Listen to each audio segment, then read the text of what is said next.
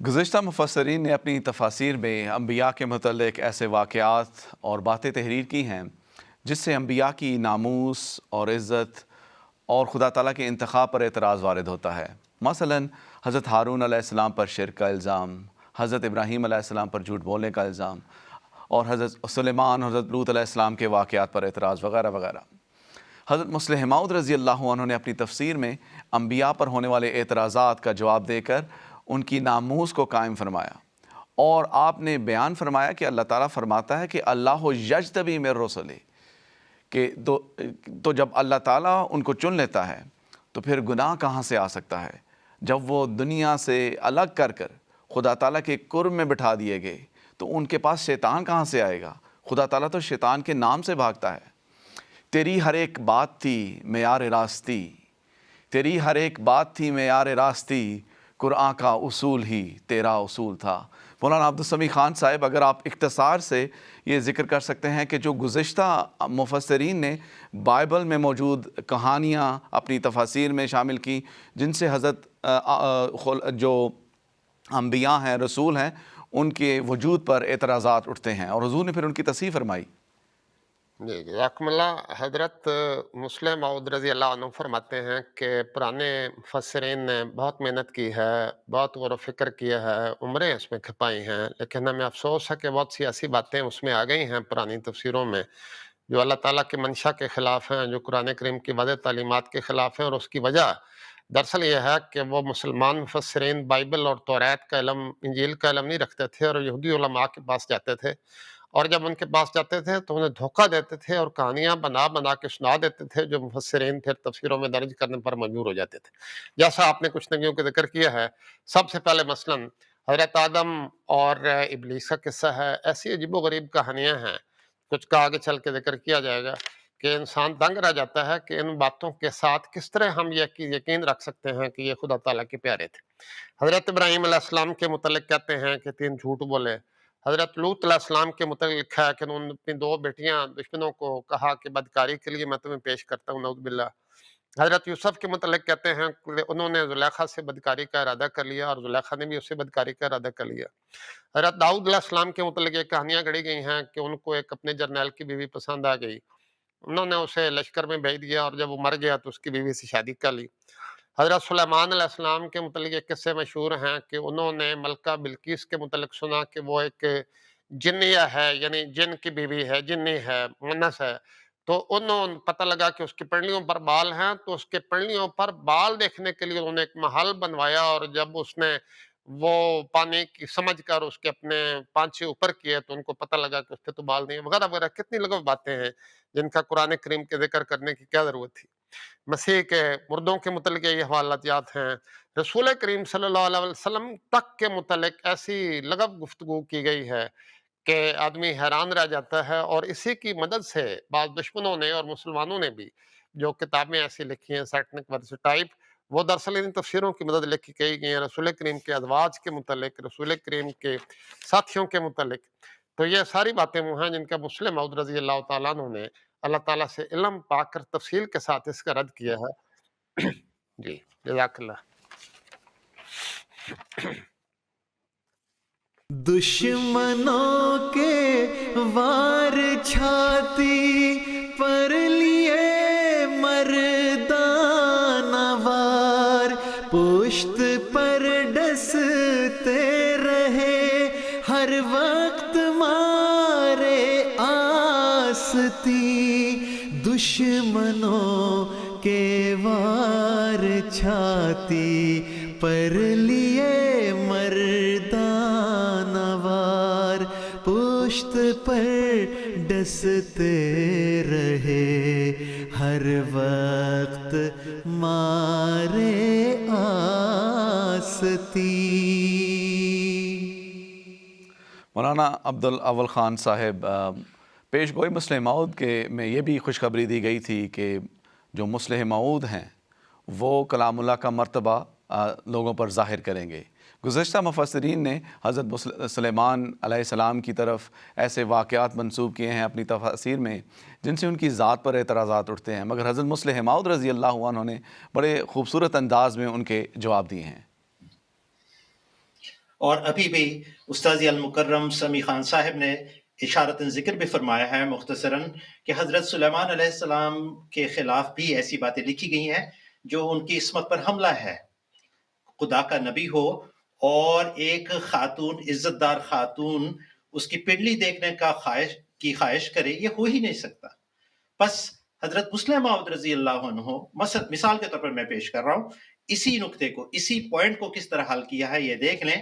سورہ نمل آیت نمبر 42 سے لے کر 44 تک دیکھیں، یہ سارا ذکر ادھر موجود ہے. وَكَشَفَتْ عَنْ سَاقَيْهَا، یہ وہ الفاظ ہیں جن پر مبنی ساری تفاسیر ہیں جو عصمت انبیاء پر حملہ آور ہیں. تو اس لحاظ سے حضرت مسلح معود کیا فرماتے ہیں اس کا میں نمونہ آپ کے سامنے پیش کر دیتا ہوں. حضرت سلیمان علیہ السلام نے ایک محل بنایا اور شرک میں مبتلا ملکہ سبا یعنی بلقیس، ان کی غلطی درست کرنے کے لیے انہوں نے یہ تدبیر سوچی اور یہ تجویز پیش کی کہ میں ایک ایسا محل تیار کروں جو دیکھنے میں گہرے پانی میں ہو اور اس کے اوپر میں شیشے کے ٹکڑے لگا دوں تاکہ ان کو پتہ لگ جائے ان کی غلطی کیا ہے. جب وہ دورے پر آئی تو حضرت سلیمان نے کہا وہ دخلی السرحا، تم محل میں داخل ہو جاؤ. تو اب جب محل میں وہ داخل ہونے لگی تو ان کو یہ نظر آیا کہ گہرا پانی ہے.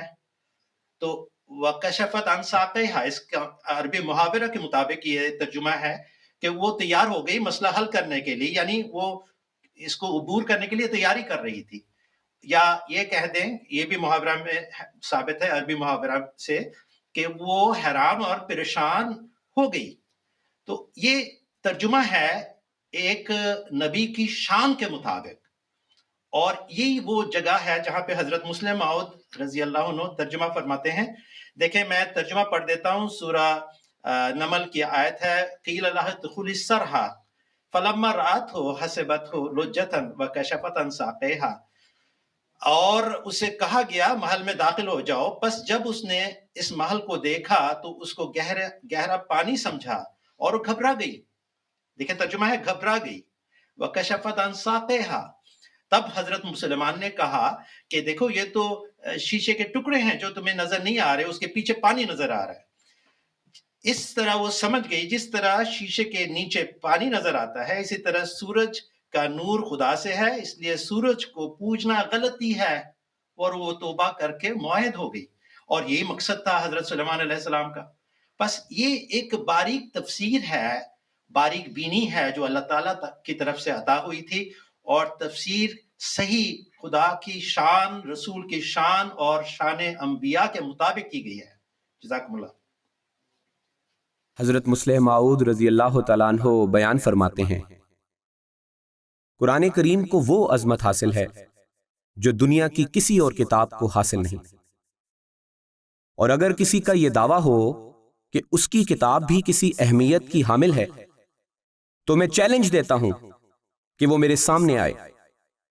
اگر کوئی تورات کا پیرو ہے تو میرے سامنے آئے، اگر کوئی انجیل کا پیرو ہے تو میرے سامنے آئے، اور قرآن کریم کا کوئی استعارہ میرے سامنے رکھ دے جس کو میں بھی استعارہ سمجھوں، پھر میں اس کا حل قرآن کریم سے ہی نہ کر دوں تو وہ بے شک مجھے اس دعوے میں جھوٹا سمجھے.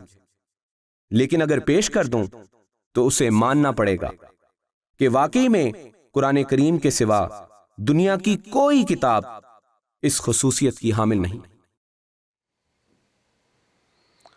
Umar Khan Sahib, this is exactly what promised Messiah alayhi salam was revealed by Allah the Almighty, that the promised son will teach people the knowledge of the Holy Quran.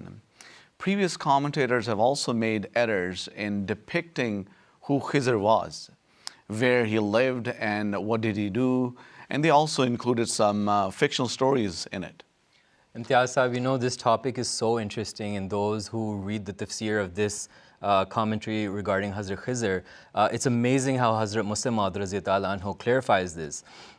And the story starts from Surah Al-Kahf, verse 61 and onwards for the next two rukus.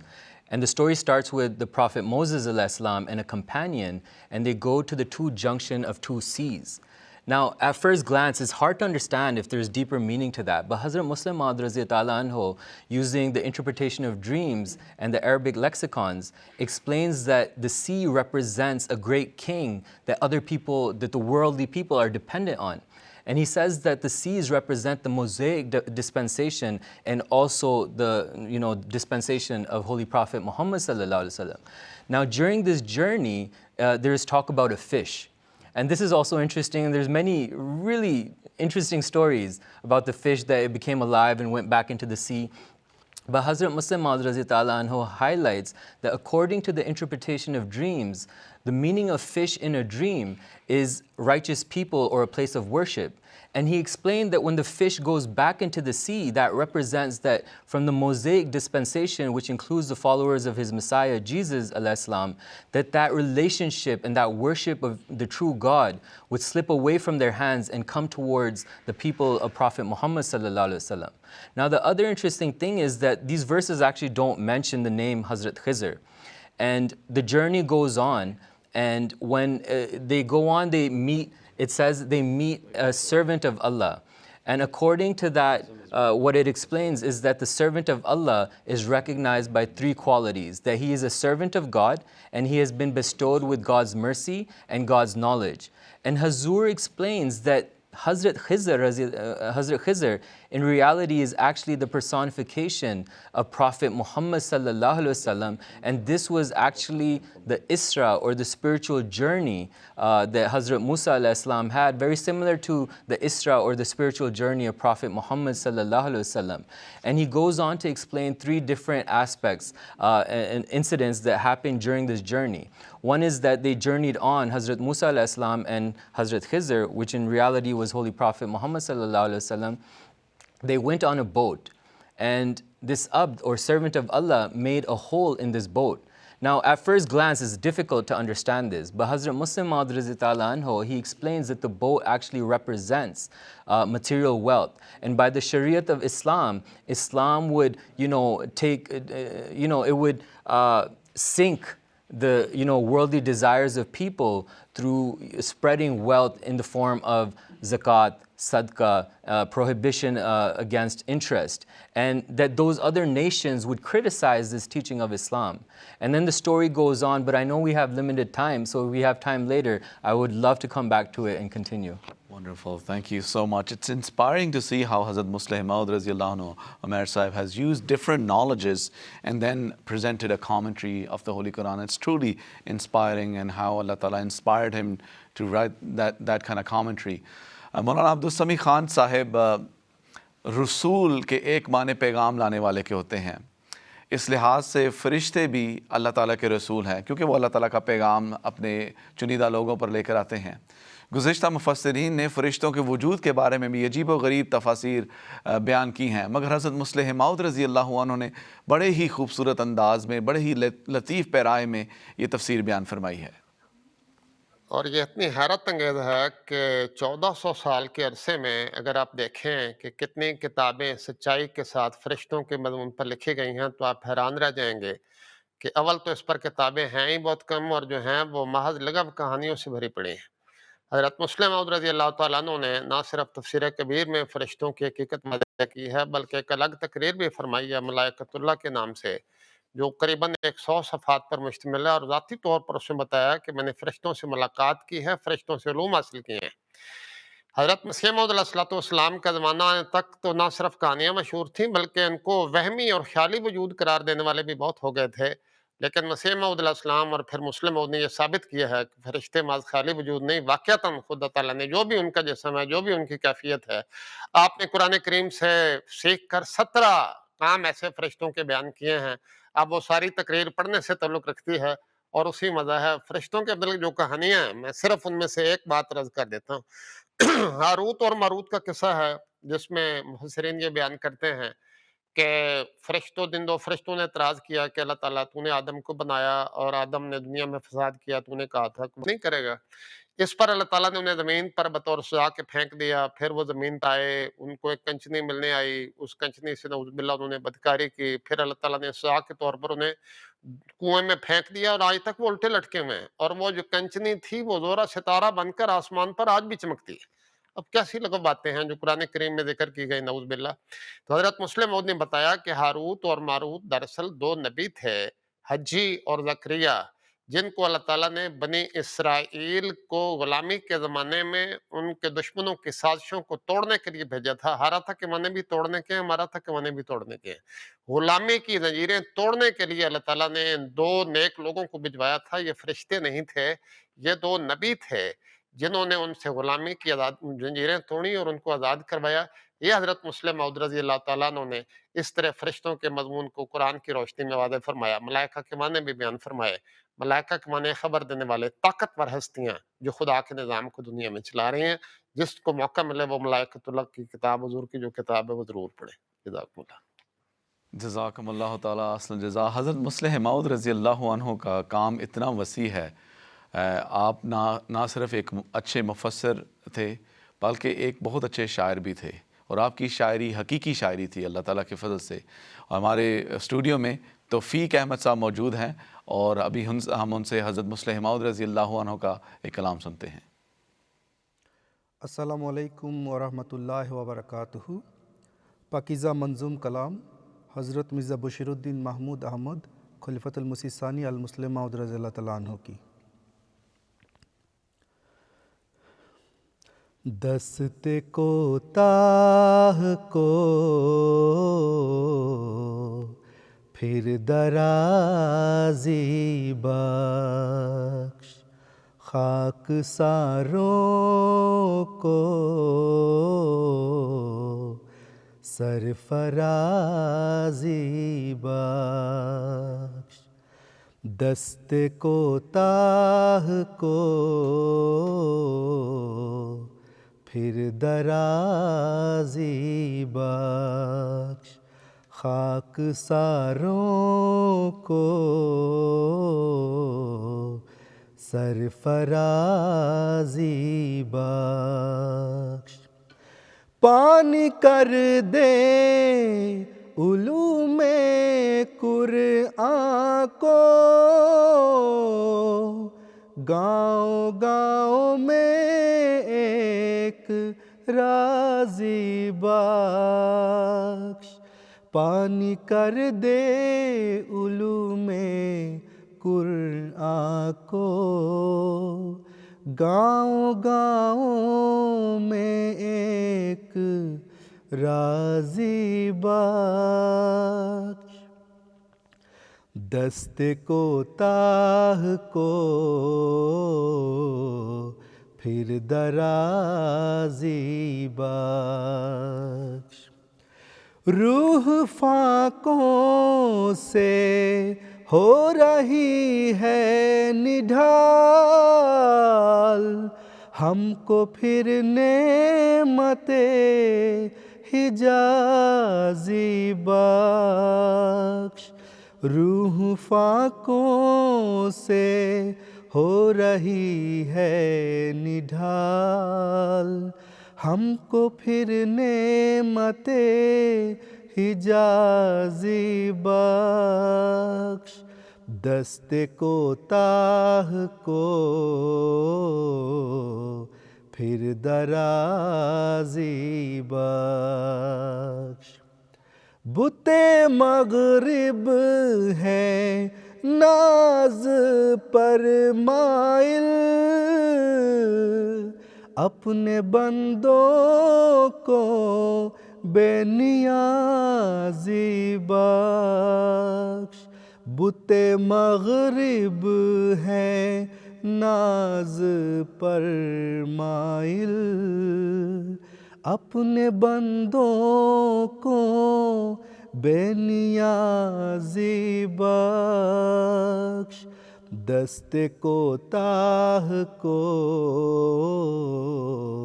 फिर दराज़ी बख्श।